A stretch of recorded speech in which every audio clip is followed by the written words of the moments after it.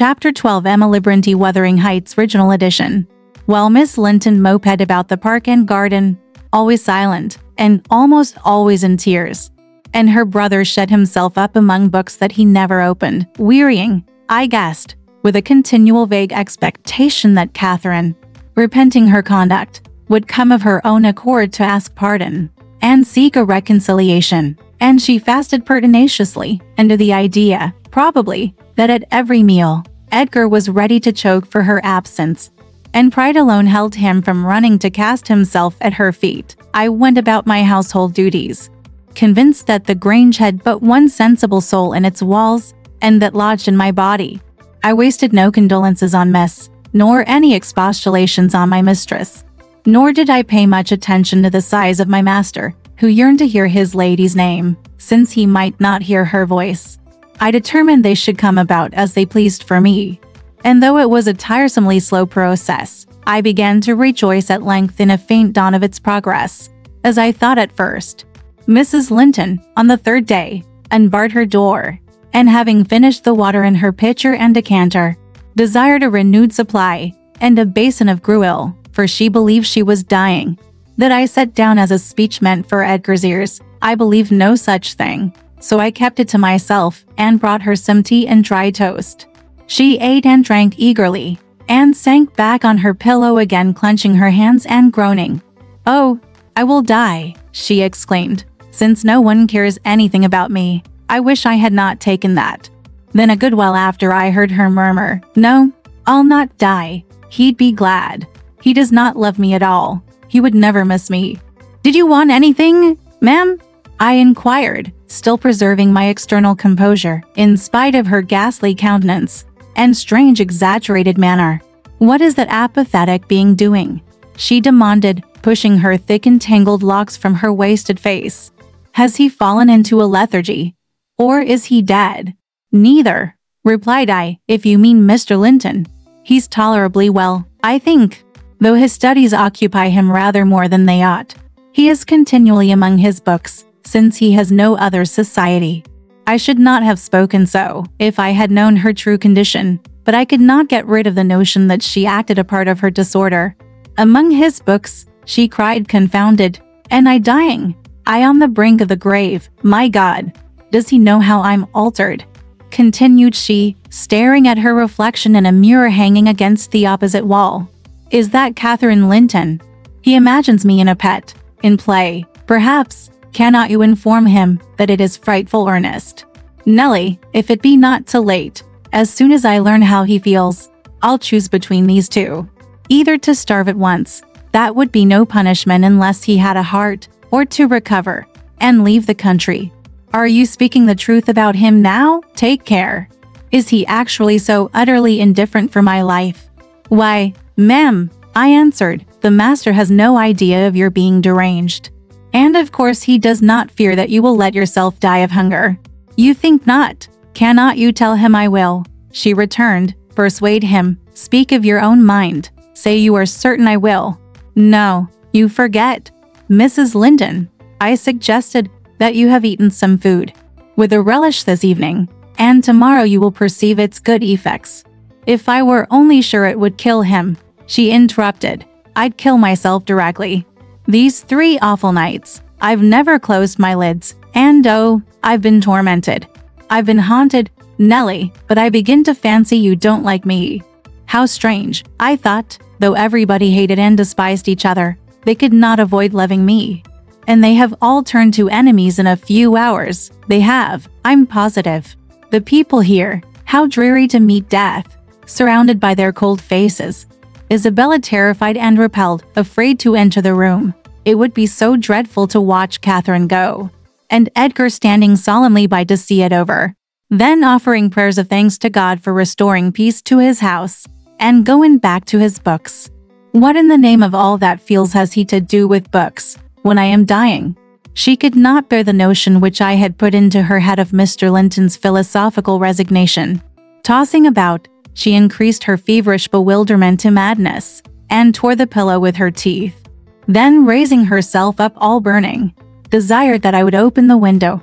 We were in the middle of winter, the wind blew strong from the northeast, and I objected.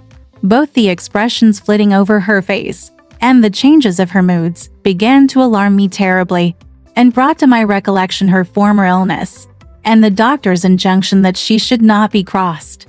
A minute previously she was violent, now supported on one arm, and not noticing my refusal to obey her, she seemed to find childish diversion in pulling the feathers from the rents she had just made, and ranging them on the sheet according to their different species. Her mind had strayed to other associations. "That's a turkey's," she murmured to herself. "And this is a wild duck's. And this is a pigeon's. They put pigeon's feathers in the pillows. No wonder I couldn't die. Let me take care to throw it on the floor when I lie down. And here is a moorcock's. And this, I should know it among 1,000. It's a lapwing's. Bonny bird, wheeling over our heads in the middle of the moor.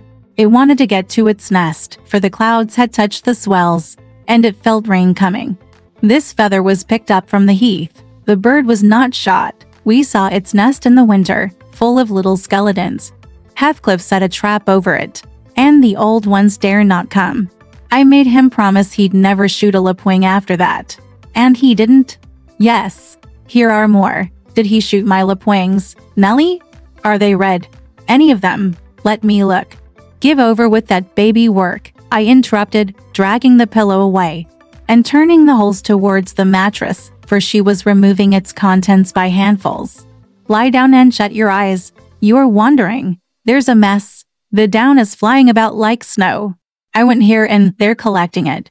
I see in you, Nellie, she continued dreamily, an aged woman. You have gray hair and bent shoulders.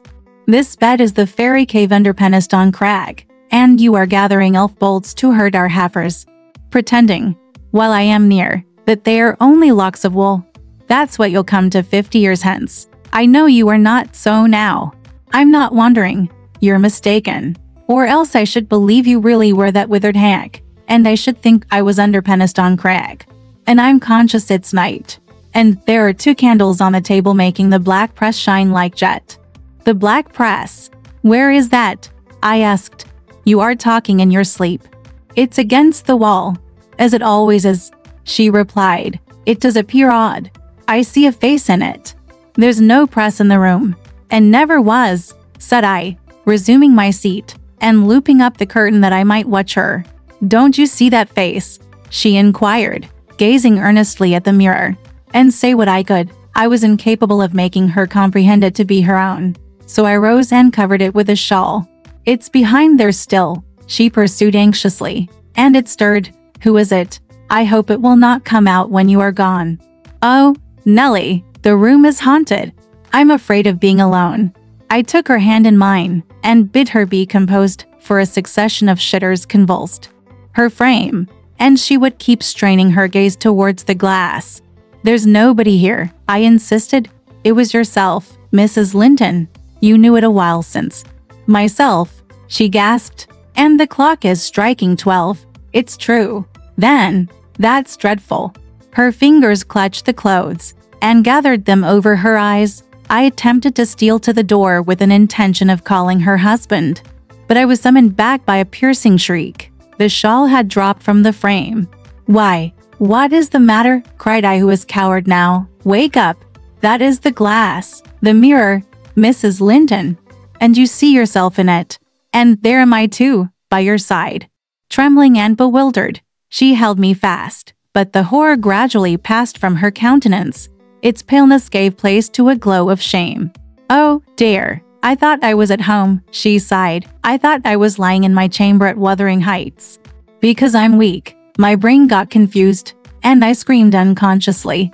Don't say anything, but stay with me. I dread sleeping. My dreams apple me. A sound sleep would do you good. Ma'am, I answered, and I hope the suffering will prevent your trying starving again. Oh, if I were but in my own bed in the old house, she went on bitterly, wringing her hands, and that wind sounding in the firs by the lattice. Do let me feel it. It comes straight down the moor. Do let me have one breath. To pacify her, I held the casement ajar a few seconds. A cold blast rushed through. I closed it and returned to my post. She lay still now, her face bathed in tears. Exhaustion of body had entirely subdued her spirit. Our fiery Catherine was no better than a wailing child. "How long is it since I shut myself in here?" she asked, suddenly reviving.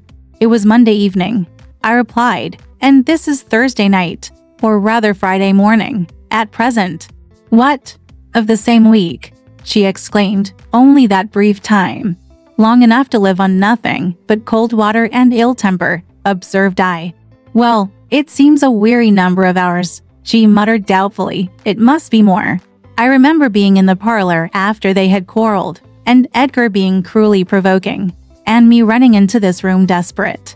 As soon as ever I had barred the door, utter blackness overwhelmed me, and I fell on the floor. I couldn't explain to Edgar how certain I felt of having a fit, or going raging mad if he persisted in teasing me. I had no command of tongue or brain, and he did not guess my agony. Perhaps it barely left me sense to try to escape from him and his voice. Before I recovered sufficiently to see and hear, it began to be dawn, and, Nellie, I'll tell you what I thought. And what has kept recurring and recurring till I feared for my reason. I thought as I lay there, with my head against that table leg, and my eyes dimly discerning the gray square of the window, that I was enclosed in the oak-paneled bed at home, and my heart ached with some great grief which, just waking, I could not recollect. I pondered and worried myself to discover what it could be, and, most strangely, the whole last 7 years of my life grew a blank. I did not recall that they had been at all. I was a child, my father was just buried, and my misery rose from the separation that Hindley had ordered between me and Heathcliff. I was laid alone, for the first time, and rousing from a dismal doze after a night of weeping, I lifted my hand to push the panels aside. It struck the tabletop. I swept it along the carpet, and then memory burst in. My late anguish was swallowed in a paroxysm of despair. I cannot say why I felt so wildly wretched. It must have been temporary derangement, for there is scarcely cause. But, supposing at 12 years old I had been wrenched from the heights, and every early association, and my all in all, as Heathcliff was at that time, and been converted at a stroke into Mrs. Linton, the lady of Thrushcross Grange, and the wife of a stranger, an exile, and outcast, thenceforth, from what had been my world. You may fancy a glimpse of the abyss where I groveled. Shake your head as you will, Nellie, you have helped to unsettle me. You should have spoken to Edgar, indeed you should, and compelled him to leave me quiet. Oh, I'm burning. I wish I were out of doors. I wish I were a girl again, half savage and hardy, and free, and laughing at injuries, not maddening into them. Why am I so changed? Why does my blood rush into a hell of tumult at a few words? I'm sure I should be myself were I once among the heather on those hills. Open the window again wide. Fasten it open. Quick! Why don't you move? Because I won't give you your death of cold, I answered. You won't give me a chance of life. You mean, she said sullenly however. I'm not helpless, yet. I'll open it myself. And sliding from the bed before I could hinder her, she crossed the room, walking very uncertainly, threw it back, and bent out, careless of the frosty air that cut about her shoulders, as keen as a knife. I entreated, and finally attempted to force her to retire, but I soon found her delirious strength much surpassed mine. She was delirious, I became convinced by her subsequent actions and ravings. There was no moon, and everything beneath lay in misty darkness. Not a light gleam from any house, far or near, all had been extinguished long ago, and those at Wuthering Heights were never visible. Still she asserted she caught their shining. Look, she cried eagerly, that's my room with the candle in it, and the tree swaying before it, and the other candle is in Joseph's garret. Joseph sits up late, doesn't he? He's waiting till I come home that he may lock the gate. Well, he'll wait a while yet. It's a rough journey, and a sad hard to travel it, and we must pass by Gimmerton Kirk. To go that journey, we've braved its ghosts often together, and dared each other to stand among the graves and ask them to come. But, Heathcliff, if I dare you now, will you venture? If you do, I'll keep you. I'll not lie there by myself. They may bury me 12 feet deep, and throw the church down over me, but I won't rest till you are with me. I never will. She paused, and resumed with a strange smile. He's considering. He'd rather I'd come to him. Find a way, then. Not through that kirkyard. You are slow. Be content. You always followed me. Perceiving it vain to argue against her insanity, I was planning how I could read something to rap about her, without quitting my hold of herself, for I could not trust her alone by the gaping lattice. When, to my consternation, I heard the rattle of the door handle, and Mr. Linton entered. He had only then come from the library, and in passing through the lobby, had noticed our talking and been attracted by curiosity, or fear, to examine what it signified, at that late hour. "Oh, sir," I cried, checking the exclamation risen to his lips at the sight which met him, and the bleak atmosphere of the chamber. "My poor mistress is ill, and she quite masters me. I cannot manage her at all. Pray come and persuade her to go to bed. Forget your anger, for she's hard to guide any way but her own." "Catherine ill," he said, hastening to us. "Shut the window, Ellen." "Catherine? Why?"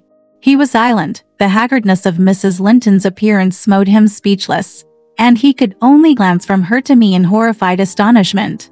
"She's been fretting here," I continued, "and eating scarcely anything, and never complaining.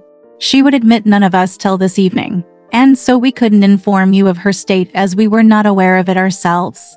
But it is nothing." I felt I uttered my explanations awkwardly. The master frowned. "It is nothing, is it, Ellen Dean?" he said sternly. "You shall account more clearly for keeping me ignorant of this." And he took his wife in his arms, and looked at her with anguish. At first she gave him no glance of recognition. He was invisible to her abstracted gaze. The delirium was not fixed, however, having weaned her eyes from contemplating the outer darkness. By degrees she centered her attention on him, and discovered who it was that held her. "Ah, you are come, are you? Edgar Linton," she said, with angry animation. "You are one of those things that are ever found when least wanted, and when you are wanted, never. I suppose we shall have plenty of lamentations now. I see we shall, but they can't keep me from my narrow home out yonder, my resting place, where I'm bound before spring is over. There it is, not among the Lintons, mind, under the chapel roof, but in the open air, with a headstone. And you may please yourself, whether you go to them or come to me." "Catherine, what have you done?" commenced the master. "Am I nothing to you any more? Do you love that wretch Heath?" "Hush," cried Mrs. Linton. "Hush. This moment. You mention that name and I in the matter instantly, by a spring from the window. What you touch at present you may have, but my soul will be on that hilltop before you lay hands on me again. I don't want you, Edgar. I'm past wanting you. Return to your books. I'm glad you possess a consolation, for all you had in me is gone." "Her mind wanders, sir," I interposed. "She has been talking nonsense the whole evening. But let her have quiet, and proper attendance, and she'll rally. Hereafter, we must be cautious how we vex her." "I desire no further advice from you," answered Mr. Linton. "You know your mistress's nature, and you encouraged me to harass her, and not to give me one hint of how she has been these 3 days. It was heartless. Months of sickness could not cause such a change." I began to defend myself, thinking it too bad to be blamed for another's wicked waywardness. "I knew Mrs. Linton's nature to be headstrong and domineering," cried I. "But I didn't know that you wished to foster her fierce temper. I didn't know that, to humor her, I should wink at Mr. Heathcliff. I perform the duty of a faithful servant in telling you, and I have got a faithful servant's wages. Well, it will teach me to be careful next time. Next time you may gather intelligence for yourself. The next time you bring a tale to me, you shall quit my service, Ellen Dean," he replied. "You rather hear nothing about it, I suppose. Then, Mr. Linton," said I, "Heathcliff has your permission to come according to Miss, and to drop in at every opportunity your absence offers, on purpose to poison the mistress against you?" Confused as Catherine was, her wits were alert at applying our conversation. "Ah, Nellie has played traitor," she exclaimed passionately. "Nellie is my hidden enemy. You witch, so you do seek elf-bolts to hurt us. Let me go. I'll make her rue. I'll make her howl a recantation." A maniac's fury kindled under her brows. She struggled desperately to disengage herself from Linton's arms. I felt no inclination to tarry the event, and, resolving to seek medical aid on my own responsibility, I quitted the chamber. In passing the garden to reach the road, at a place where a bridle hook is driven into the wall, I saw something white moved irregularly, evidently by another agent than the wind. Notwithstanding my hurry, I stayed to examine it, lest ever after I should have the conviction impressed on my imagination that it was a creature of the other world. My surprise and perplexity were great to discover, by touch more than vision, Miss Isabella Springer, Fanny, suspended by a handkerchief, and nearly at its last gasp. I quickly released the animal, and lifted it into the garden. I had seen it follow its mistress upstairs when she went to bed, and wondered much how it could have got out there, and what mischievous person had treated it so. While untying the knot round the hook, it seemed to me that I repeatedly caught the beat of horses' feet galloping at some distance. But there were such a number of things to occupy my reflections that I hardly gave this circumstance a thought. Though it was a strange sound, in that place, at 2 o'clock in the morning. Kenneth was fortunately just issuing from his house to see a patient in the village as I came up the street, and my account of Catherine Linton's malady induced him to accompany me back immediately. He was a plain rough man, and he made no scruple to speak his doubts of her surviving the second attack, unless she were more submissive to his directions than she had shown herself before. "Nellie Dean," said he, "I can't help fancying there's an extra cause for this. What has there been to do at the Grange? We've odd reports up here. A stout, hearty lass like Catherine does not fall ill for a trifle.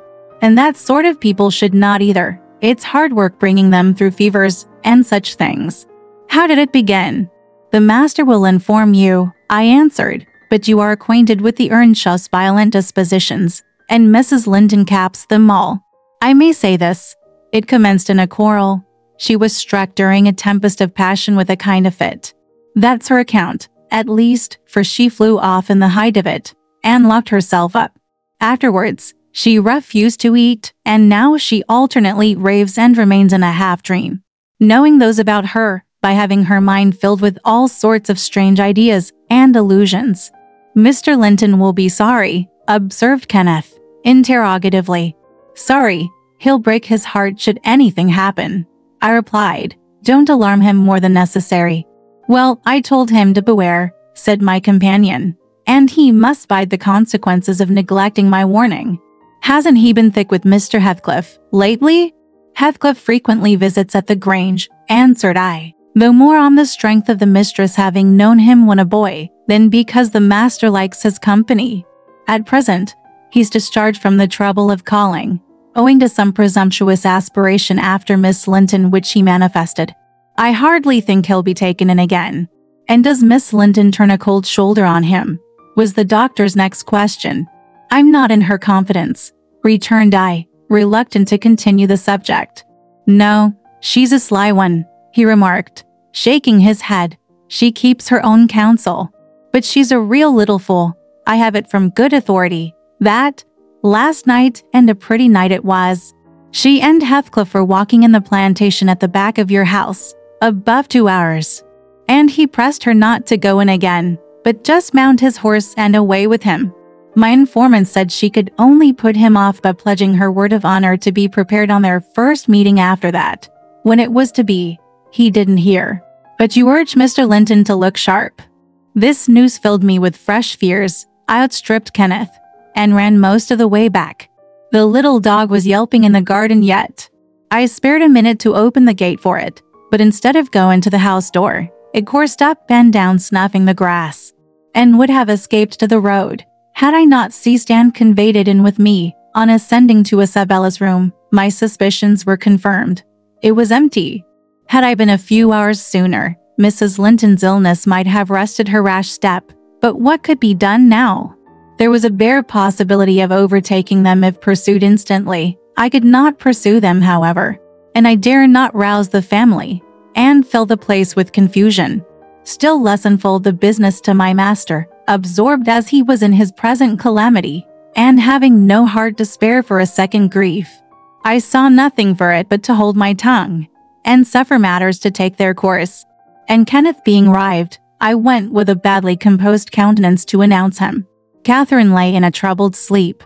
Her husband had succeeded in soothing the access of frenzy. He now hung over her pillow, watching every shade and every change of her painfully expressive features. The doctor, on examining the case for himself, spoke hopefully to him of its having a favorable termination, if we could only preserve around her perfect and constant tranquility. To me, he signified the threatening danger was not so much death as permanent alienation of intellect.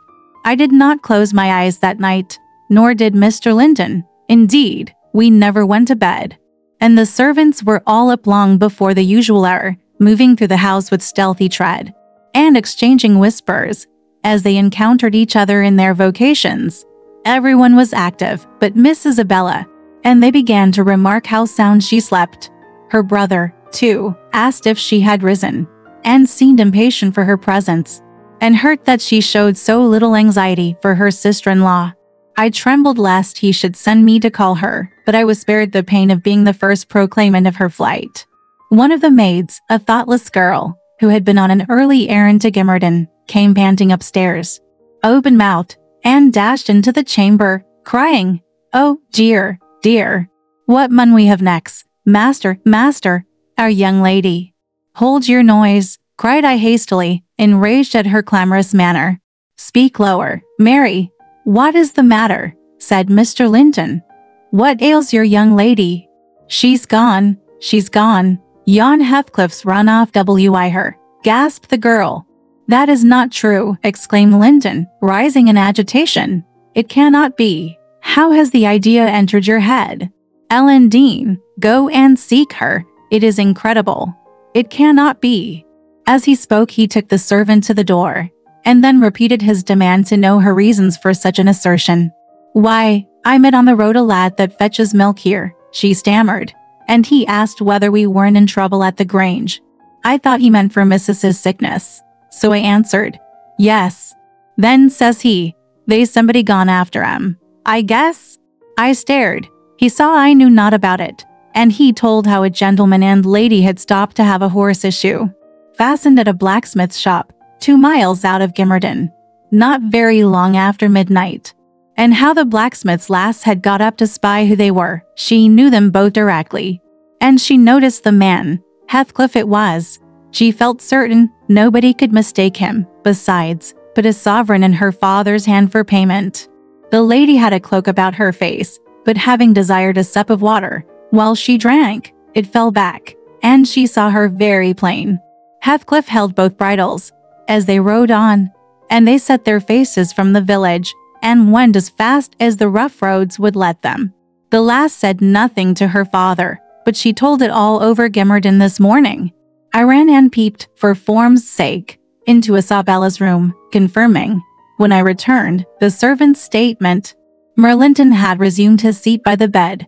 On my re-entrance, he raised his eyes, read the meaning of my blank aspect, and dropped them without giving an order or uttering a word. "Are we to try any measures for overtaking and bringing her back?" I inquired. "How should we do?" "She went of her own accord," answered the master. "She had a right to go if she pleased. Trouble me no more about her. Hereafter she is only my sister in name, not because I disown her, but because she has disowned me." And that was all he said on the subject. He did not make a single inquiry further, or mention her in any way, except directing me to send what property she had in the house to her fresh home, wherever it was, when I knew it. All right, this part of the story ends here. Want to know what happened next? Let's listen to the breakdown next time.